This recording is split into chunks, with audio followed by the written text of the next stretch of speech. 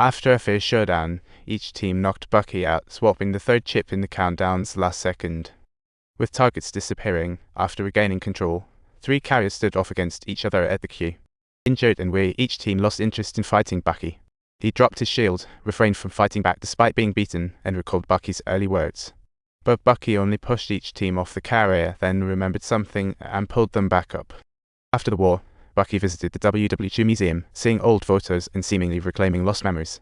At the end, Black Widow gave each team Bucky's dossier, warning to brace for Iron Man's ties. In the final Easter egg, the secret base, another faction of Hydra was quietly rising, and they didn't just get the monster, they crafted 2 superpowered beings. Can you guess who? Snap in comments if you know. That's a wrap. In Blue Fox, your sci-fi movie commentary enthusiast. Don't miss out on more thrilling videos, subscribe now and catch you next time. They say Captain America 3's battle rivals Avengers 4's, adding Spider-Man, Black Panther, and explosive fight scenes. The story conflict between Iron Man and each team reaches a whole new level. Today, let's dive into Marvel's Phase 3 kick-off, Captain America 3. After the Sokovia clash in Avengers 2, the old and new Avengers continued their righteous fight, but in battle, Scarlet Witch, saving Cap, lifted a self-destructing enemy into the air, underestimating the bomb's damage. A massive explosion obliterated a nearby building, killing many innocents. This prompted 117 countries to unite against the Avengers. They accused the Avengers of being an unregulated rogue organization with superpowers and drafted the Sokovia Accords. The agreement stated that the Avengers would no longer operate as a private organization. All actions would now need to be supervised by a special UN committee. In plain terms, next time Earth faces a crisis, that committee will decide whether to save us. They'd also have to bear all associated losses. Black Widow pointed out that if they didn't sign, General Ross threatened forced retirement. After some behind-the-scenes discussion, Cap realized that signing meant the Avengers would lose their freedom and become mere puppets. On the flip side, Tony felt it was time to take responsibility for innocent lives, warning that without limitations they become increasingly reckless. Divided Avengers formed 2 camps.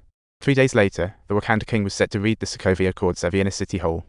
The terrorist attack occurred during the meeting, and with a thunderous explosion, the king was blown to bits. Afterwards, police released footage revealing the suspect was Cap's old friend, Bucky. Meanwhile, he was casually strolling in a Romanian market. Cap tracked Bucky down to demand answers, but Bucky denied everything. Cap had to coax Bucky to stop persisting while also protecting him from getting hit. Talk about the tough job. With Cap's help, Bucky made it to the other rooftop, only to have a shadow tackle him and none other than Black Panther T'Challa. T'Challa was out for revenge for his father, and let's just say, his fighting skills aren't to be trifled with. He put Bucky down flat. Seizing an opportunity, Bucky grabbed a bag, leaped off, and hijacked a motorcycle to escape. T didn't get far before Black Panther clawed him to the ground. Just as he was about to go full rage mode, Cap swooped in to intervene. In the end, Bucky was arrested. Cap's shield and Black Panther's kitty suit were confiscated by the government. Even the printed mechanical bird went with them. The government arranged a psychological evaluation for Bucky when the building suddenly lost power. The psychologist calmly pulled out a red book. She began chanting some kind of brainwashing spell to Bucky. Unlock the mind, unlock the mind. A moment later, Bucky broke free like a puppet, smashing doors. Obviously, his dark persona had awakened. Bucky's dark side unleashed, and he single-handedly took down gods, even sending Cap flying down the elevator. After tossing everyone aside, Bucky swaggered his way up to the rooftop helipad, comfortably hopped into a helicopter, and swiftly zipped away with the engine roaring. Just then, Cap zoomed after him, showcasing his airplane-tugging skills in a shocking display. Both of them fell into the water together, but surprisingly, this time it was actually Cap who managed to fish Bucky out of the water. When Bucky came to, he not only remembered his friendship with Cap, but also carried remnants of Hydra's memory with him. He warned Cap that he wasn't the only Winter Soldier. There were 5 more ruthless ones waiting to unleash chaos. Cap's face turned pale as reality hit him hard. A wave of dread washed over him at the potential consequences of this conflict.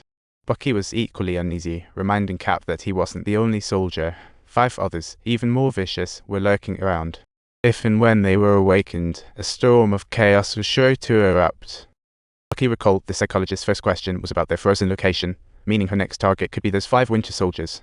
Meanwhile, General Ross was gearing up to deploy special forces to hunt down Bucky.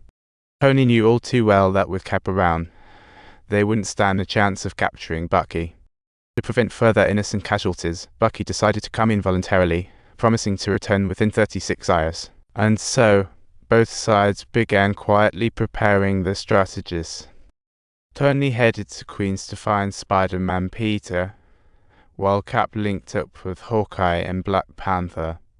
Soon, Black Widow and T'Challa joined, despite Cap's attempts to explain the psychologist's scheme. Tony remained skeptical of Cap's judgment. Seeing they were at an impasse, he decided to go on the offensive, introducing Spider-Man's debut. The kid's entrance was truly a sight to behold, captivating everyone. Turns out he was indeed a genuine clever one. Following this,